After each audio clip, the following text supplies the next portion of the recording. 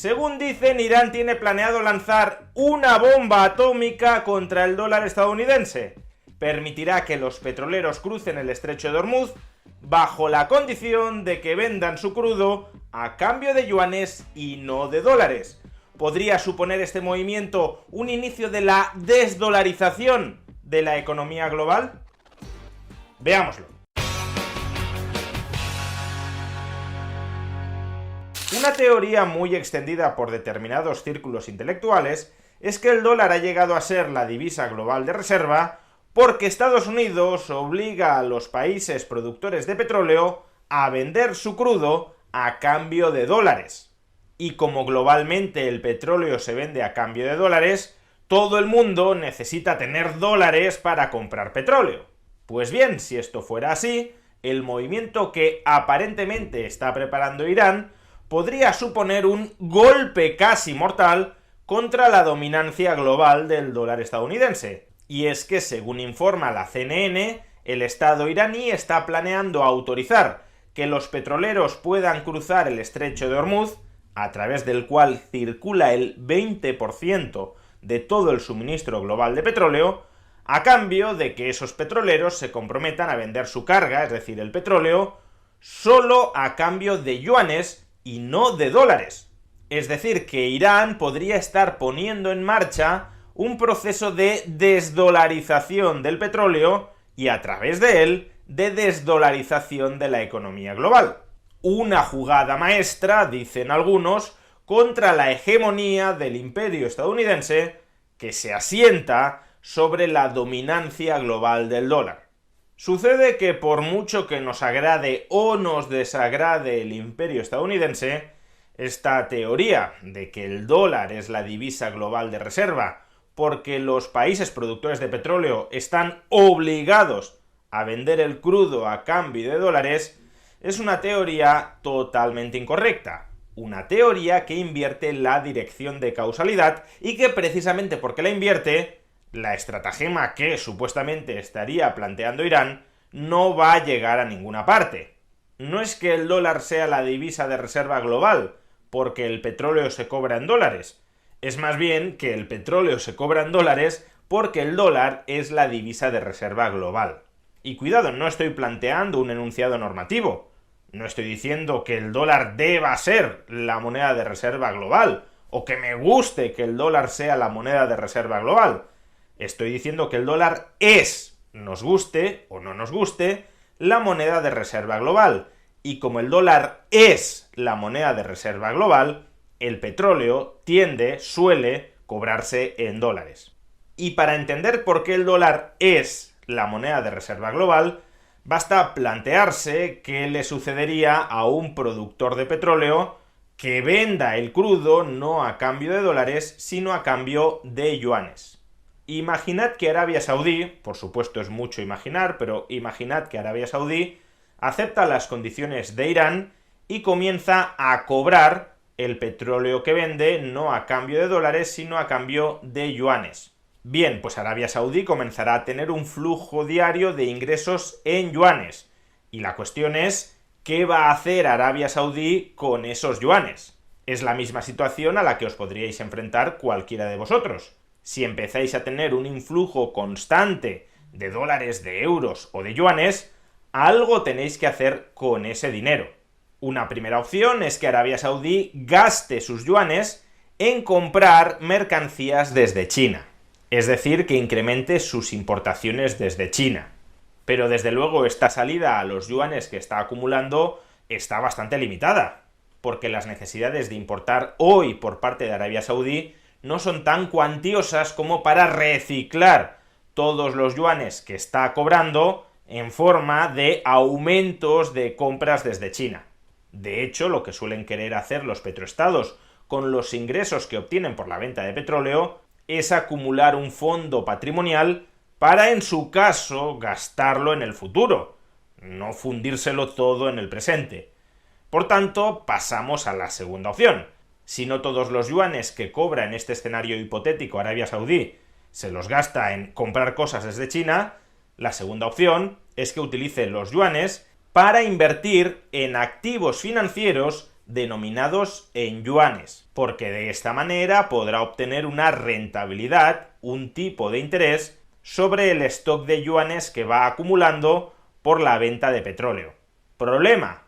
Pues por un lado que Arabia Saudí no va a tener facilidades para invertir esos yuanes en activos financieros emitidos dentro de China, porque el Estado chino impone un control de capitales a la hora de sacar capitales desde China.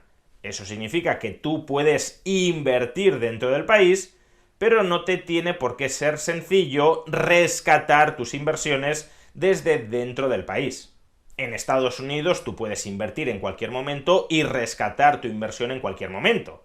El Estado estadounidense no te va a prohibir que retires tus capitales de dentro de la economía, pero el Estado chino sí lo hace tanto para extranjeros como para nacionales. Y eso, desde luego, vuelve la inversión en activos financieros radicados dentro de China en una inversión menos atractiva para extranjeros, sobre todo si pretendes convertir esas inversiones en inversiones de reserva, en inversiones de las que puedas echar mano en cualquier momento para hacer frente a problemas propios de liquidez. Si en el futuro Arabia Saudí necesita echar mano de sus reservas de yuanes invertidas dentro de China y el Estado chino no le permite rescatar la totalidad de esas inversiones, ¿en qué sentido esas inversiones son líquidas o están actuando como reserva de liquidez para hacer frente a contingencias propias? Desde luego, en ningún sentido. Por tanto, no es sencillo reciclar todos los ingresos que tengas en yuanes mediante inversiones en activos financieros dentro de China. La alternativa sería invertir esos yuanes en activos financieros denominados en yuanes fuera de China, pero eso a día de hoy prácticamente no existe. El equivalente al mercado del eurodólar, pero en yuanes, está totalmente subdesarrollado. No existen grandes cantidades de activos financieros denominados en yuanes que coticen fuera de la jurisdicción china. Y por tanto, si se me acumulan los yuanes y apenas hay instrumentos financieros fuera de China en los que pueda invertir esos yuanes, pues la acumulación de yuanes me va a ir quemando en las manos. Voy a tener un activo sobre el que existen controles de capitales y que no puedo rentabilizar sin exponerme a esos controles de capitales. Por consiguiente, lo más probable que terminará haciendo Arabia Saudí, aun cuando acepte la condición impuesta por Irán para que su petróleo transite por el estrecho de Hormuz, la opción que seguirá es una tercera: intercambiar los yuanes que cobre por la venta de su petróleo a cambio de dólares. ¿Y por qué el dólar? Pues porque es una divisa que puede invertirse dentro de la gigantesca economía que lo emite, la economía estadounidense, es decir, se puede invertir en una amplísima variedad de activos dentro de los Estados Unidos sin someterse a ningún tipo de control de capitales. Se puede entrar y se puede salir de la economía estadounidense sin ningún tipo de cortapisa. No solo eso, en el ecosistema financiero global actual también se pueden invertir esos dólares fuera de la economía estadounidense, en muchísimos activos denominados en dólares que no están radicados dentro de la jurisdicción estadounidense, y que pese a ello siguen siendo instrumentos con una muy alta negociabilidad, es decir, instrumentos que pueden comprarse y venderse a un diferencial de precios de compra y de venta muy estrecho, y en consecuencia se tratan de instrumentos a través de los cuales puede circular fuera de los Estados Unidos las reservas en dólares que acumule, por ejemplo, Arabia Saudí, sin grandes costes de transacción o de fricción para Arabia Saudí. No existe ahora mismo en el mundo ninguna otra divisa que ofrezca estas ventajas de un modo similar a cómo lo ofrece el dólar estadounidense. Lo más parecido sería el euro, pero claro, incluso el euro tiene un grado de penetración financiera global que es muy inferior al del dólar. No tiene un ecosistema financiero a su alrededor como sí lo tiene el dólar. Por eso, al final, aunque Arabia Saudí vendiera su petróleo contra yuanes, lo que muy probablemente terminaría haciendo con esos yuanes es volver a comprar dólares.